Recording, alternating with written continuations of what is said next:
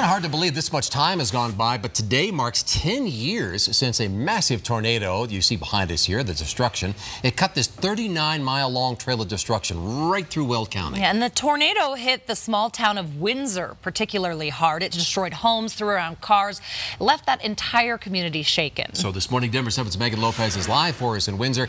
Megan, the town rebuilt, but the memories, they remain. Oh, absolutely. I mean, just about everybody here remembers that day, and not only remembers it, Mitch and Molly, but remembers it down to the last detail. I mean, they were telling me just minute little things. This neighborhood where I'm standing was almost completely leveled by that EF3 tornado. You can see it just looks like any other neighborhood these days. That shows you how far this community has come.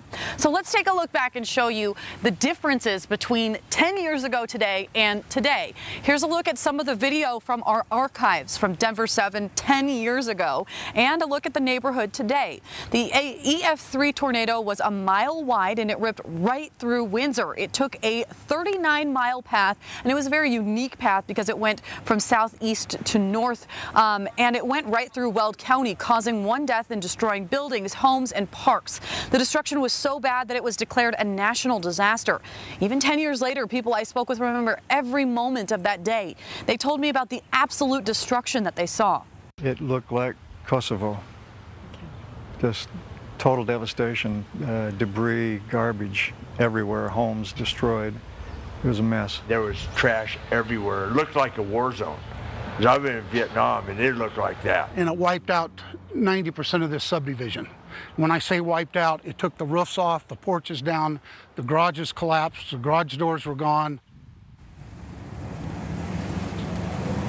So even 10 years later, I mean, this town is very resilient. The people that were living here are still living here. I spoke with one of the officials from the city, and he says that they are constantly working to update their emergency management and their preparation. They say they're better prepared than ever before for another emergency, whether it's a tornado or otherwise. I'm live in Windsor. Megan Lopez, Denver 7. I remember the day well. Well, to give you an idea of how devastating that twister was, 775 homes were in its path. More than half of them suffered extensive or significant damage.